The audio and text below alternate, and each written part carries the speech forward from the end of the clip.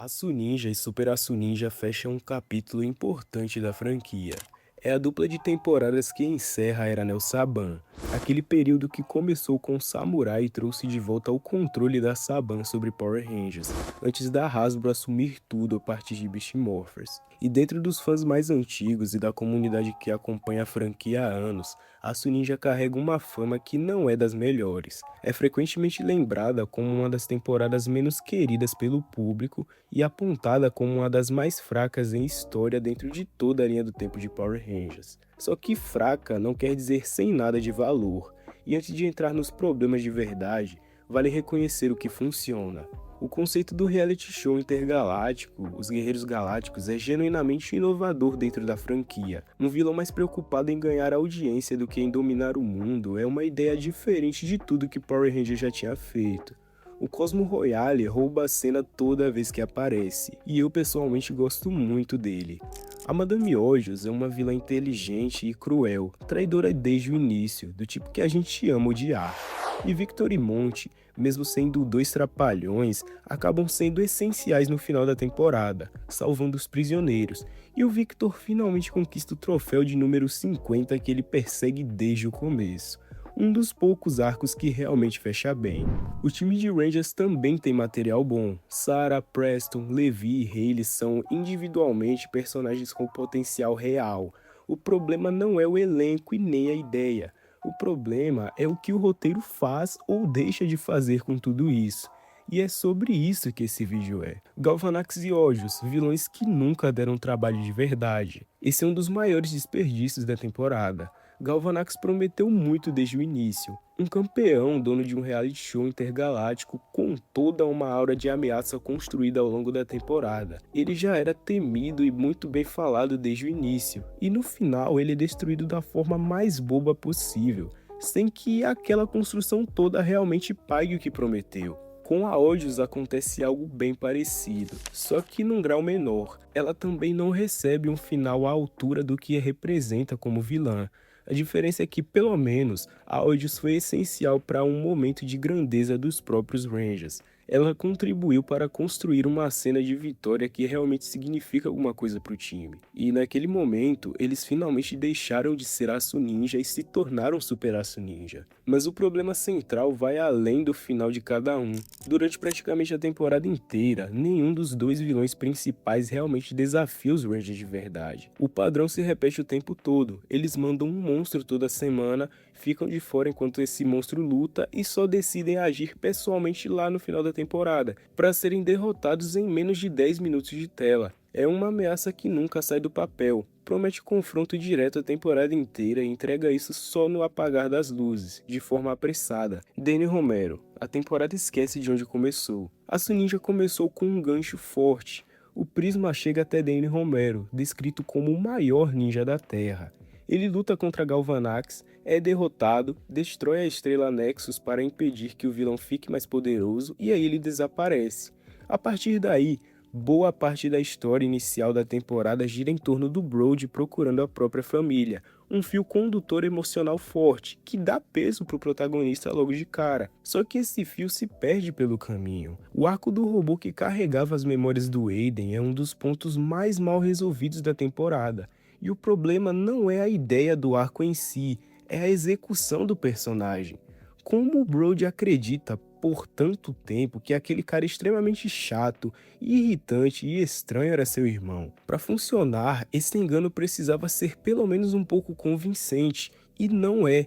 Do lado positivo, a revelação, quando Levi, o verdadeiro Aiden, recupera as memórias, é um bom momento, com os dois cantando juntos, um dos raros pontos altos emocionais da temporada. Mas voltando pro Danny, ele só retorna no final de Aço Ninja, chega a aparecer como Ranger Vermelho e aparece em mais 2 episódios em Super Aço Ninja. Só que depois disso ele simplesmente é descartado, ele canta a música dele com seus filhos e pronto, a temporada segue como se aquele não fosse o enredo que deu origem a tudo. É a prova mais clara de como Aço Ninja não sabe sustentar as próprias histórias até o fim. Começa com um gancho emocional forte e esquece dele pelo caminho. E como falei, Danny era descrito como o maior ninja da Terra. Brody vivia falando do quão incrível era seu pai. Então imagina quanto potencial esse personagem tinha e foi desperdiçado. Times de Power Rangers normalmente crescem, cometem erros, aprendem e aquele aprendizado fica. A Suninja quebra esse padrão. O time comete erros, reconhece o erro, aprende a lição do episódio e volta a cometer um erro parecido pouco tempo depois, como se nada tivesse ficado. Isso se repete até o final da temporada, inclusive em situações difíceis onde já deveriam saber agir como Rangers. Não é só teimosia de personagem, é falha de escrita. O roteiro não deixa o aprendizado grudar, e isso faz a evolução do time parecer estagnada mesmo com quase 30 episódios de duração. Pô, eles estavam chegando na reta final da temporada e ainda não sabiam o que significava ser um Power Ranger. As mulheres do time são sistematicamente apagadas. Sarah e Hayley têm potencial de sobra, mas o roteiro raramente dá espaço de verdade para elas, e o problema vai além de simplesmente terem menos protagonismo.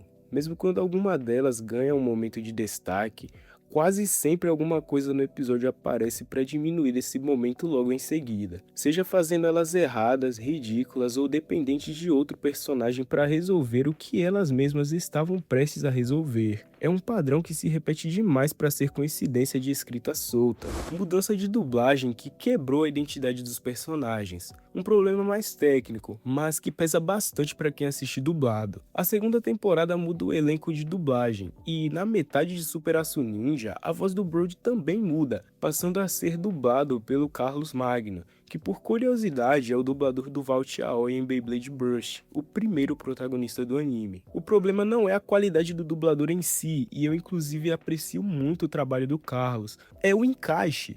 A nova voz não combina com o personagem, soa muito mais infantil do que o Brody deveria transmitir, e isso afeta a forma como o público recebe as cenas dele justamente na reta final da temporada, quando o personagem deveria estar mais maduro, não menos. E esse mesmo caso acontece com Sarah, Preston, Hayley, Levi e Calvin.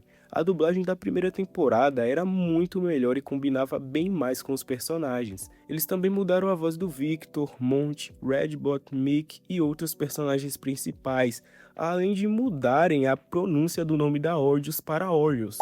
Cara, fala sério. Calvin e Hayley são apresentados como um casal, mas na prática, o Calvin vive fazendo besteira que prejudica a relação, e os dois quase nunca parecem realmente conectados como namorados de verdade.